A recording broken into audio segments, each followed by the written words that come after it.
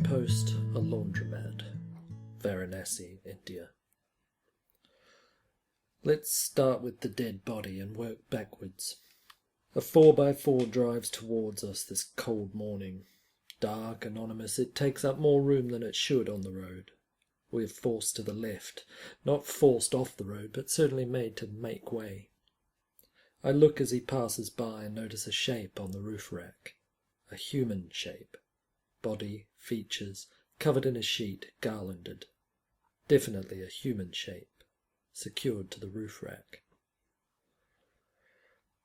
I can't remember the order of all this. Varanasi is too colourful, intense and memorable to remember the order of it all. Spending most of my time walking up and down the Ghats meant overload, and I can't remember the order of it. But there are bodies everywhere. Live ones, dead ones, and some that look like they haven't decided which side of that divide they're occupying. It's best to get to the Ghats early as you see the place waking up. Devotees performing puja and their morning ablutions are already submerged in the river, freezing at this time of year. These people are very hardy indeed. Many of the early risers are boat operators, and prior to a certain time they'll not bother you, as they see that neither of us can deal with the interaction just now. This river, the Ganges, that breathes spiritual life into India is grimy and substantial. It stretches out, mirror calm, the sway that cuts through Bangladesh and India, taking it through Varanasi, considered one of the holiest places in India. Bathing in the river alleviates the weight of sin, and dying in the city allows the deceased to skip the normally accepted steps and achieve the fast track to nirvana. Once the morning ceremonies are complete, the harassment from the boat operators is among the first interactions with people on the Ghats. They maximise their earnings by packing each boat to the gunwales. Usually I am among the first to get on a boat for a river view, but not in these crowded, rickety things. But these boats are beautiful, especially in the early morning fog. Silent, drifting, pockets of vibrancy afloat. The people in the boats themselves brightly coloured. Some of the boats are already on the move, cutting silently through the dead calm water, the only noise the oars moving in the rowlocks. They drift in and out of the mist that will hang over the river until 10 a.m. at least. This is probably among the most salient impressions one gets of India, this shock of colour in often drab backgrounds.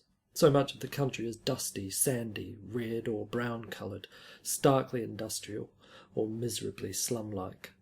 The shock of colour from a brightly coloured sari, turban or garish graphic design leaps out at you. The Ghats are a promenade, a signpost, a laundromat. The striking image is the sari cloth, metres long, arranged down the steps like a carpet, or the lines of washing strung out in the sun. There seems to be no one in particular looking after this washing, but I suspect if anyone touched it, they'd soon find out exactly who owned it. Indians seem to have a habit of making every space they inhabit serve a public function, and here along the Varanasi Ghats it's most obvious, because this is someone's living. There is so much commerce here. The couple of days I was here, I walked the Ghats relatively early one morning, which seemed to be the day where the messieurs were out in force. What starts as a conversation seems to end with a handshake, a very long and uncomfortable handshake that goes on too long. Then he grabs my hand with both of his and starts massaging me quite painfully. "I am a masseuse," he says. "You need massage?" "No, sir, I do not," as I struggle to pull my hand away. I suspect I would end up bruised and battered had I complied. There are these little patches of activity, a particular activity in a particular spot. This is where the boats are. Over here people play a cricket match. Here there'll be laundry. Here cremations happen. Cows mill about here and sometimes over there. You may lie here to sleep across the main thoroughfare along with your 20 equally lethargic friends. This part is for sitting quietly on the steps contemplating. This part for a group of boys to play a very dangerous game for bystanders where they flick up a piece of wood with another and then whack it as far as they can.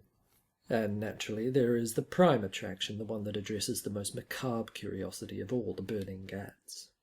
Harish Chandra is the first you come to travelling south to north, and is the secondary to Manikarnika, where to be cremated is a very high honour. It's shocking to come across a partially completed cremation, to see a fully formed leg detached from the cremated body being picked up and rearranged onto the burning pile, or to see a recognisable human face disappear behind a wall of flame. But again, it's very functional.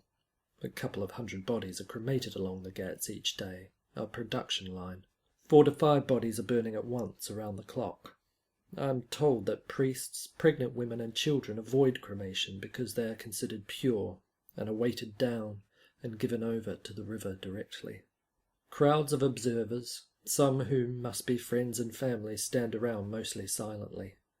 It feels strange for this observance to be in relative silence when Indian existence seems so noisy in the main.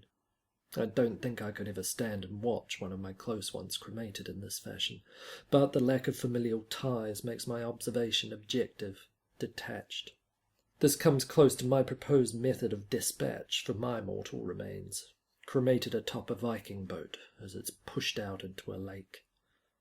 The only disturbance to the quiet is the noise of someone taking photos, despite the fairly universally known prohibition of photography at the cremation Ghats. He is challenged, mounts a farcical denial, and is marched off under threat of police involvement. At some point, observance feels like voyeurism, and I move on. I happen upon a shoot for an ongoing, well-known photography project for a traveller and his anonymous girlfriend. Once a fan, I no longer wish to promote them, as they have too much already and have moved into the realms of falsehood. I can attest to this, as I saw the actual photo shoot and the resultant photos, and the hyperreality bears little resemblance to what I can see here before me.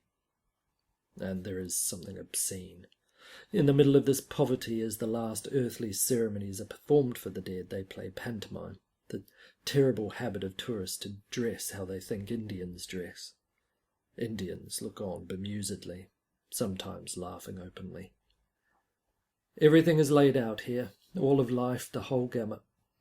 Eating, sleeping, being nurtured, being scammed, entertained, living, dying. It's all presented here, on this 5 or 6 kilometre stretch along what is said to be a holy river, the holiest of rivers, if you believe that sort of thing. You can spend an afternoon along here and see it all, compacted, accessible, and the attraction of it is that it's partially repulsive, definitely macabre.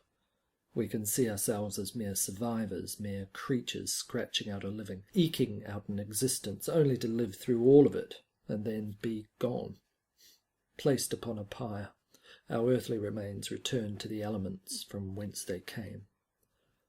And yet, because we are the observers of it, we are removed from it, and therefore it confirms our sense of immortality. And the body on the roof rack? It had obviously been flown into Varanasi for its last holy rites, because this is the road from the airport.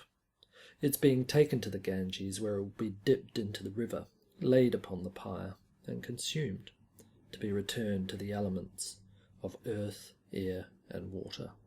And driving past it in a tuk-tuk, I am left to wonder who it belonged to, and who is accompanying it on its last earthly trip.